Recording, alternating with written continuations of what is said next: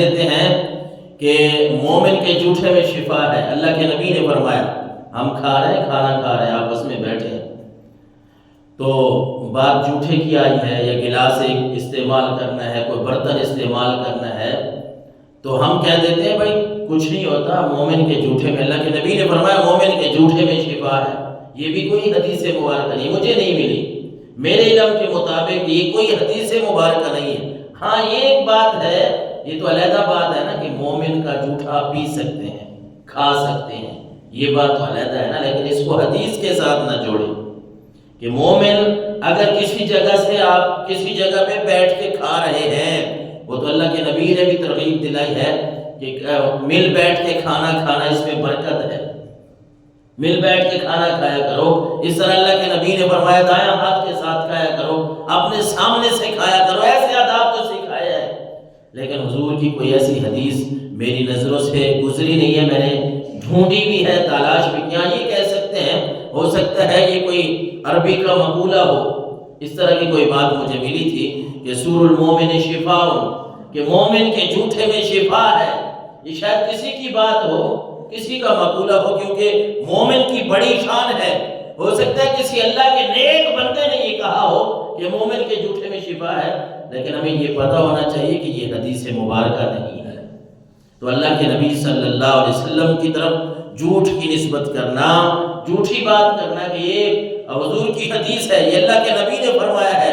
یہ ہمیں ہمارے نبی نے سکھایا ہے، فرمایا ہے، اس طرح کی بات بغیر تحقیق تصدیق کے کرنا، یاد رکھیے گا یہ انسان کے لیے وبال جان بن سکتا ہے۔ ہاں اگر آپ کو کوئی بات پتہ نہیں، کسی سے پوچھ لینا، پوچھنے کے بعد پھر وہ آگے آپ بات کریں تو یہ آپ کے لیے بہتر رہے گا، ہمارے لیے دنیا میں بھی یہ بات بہتر رہے گی اور آخرت میں بھی۔ اور جھوٹ کو تو ہم نے یہ سمجھ لیا ہے کہ یہ ہماری غذا ہے۔ ہمارے دکاندار بھائی، ہمارے تاجر سارے احباب کہہ رہے ہیں جھوٹ نہیں بولیں گے سودا کیسے بکے گا، جھوٹ اگر نہیں بولیں گے سودا کیسے۔ پھر یہ ہے کہ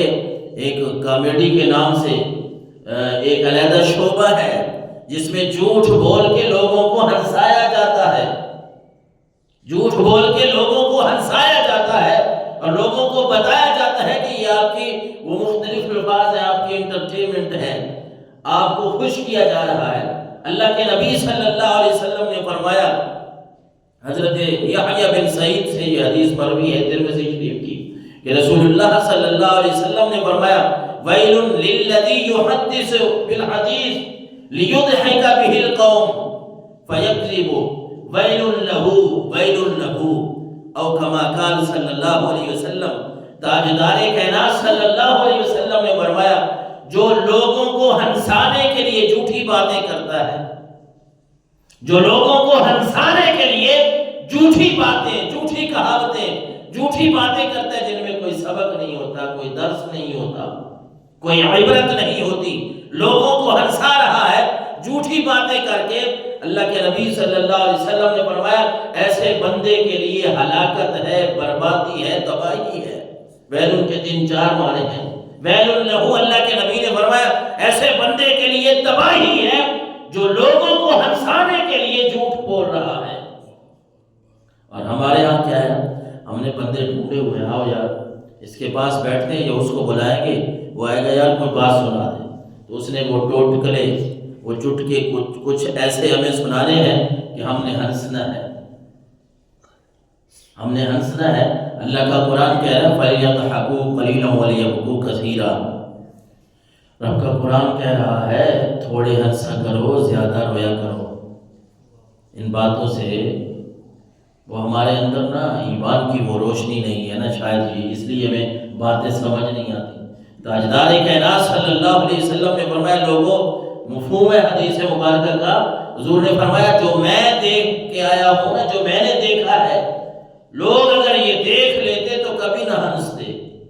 روتے اللہ کی بارگاہ میں۔ اور ایسی بھی حدیث مبارکہ کا مفہوم ملتا ہے نا کہ حضور نے فرمایا لوگوں اللہ کی بارگاہ میں رویا کرو، اگر تمہیں رونا نہیں آتا تو اپنی شکل رونے والی بنایا کرو۔ رب کو رونا پسند ہے، اس کے سامنے آنسو بہانے یہ اللہ کو پسند ہے، لیکن یہ मत समझिए कि घर में हम बैठे हों, हमारे बच्चे हैं, उनकी तरबियत करें। यानी बाज़ दफ़ा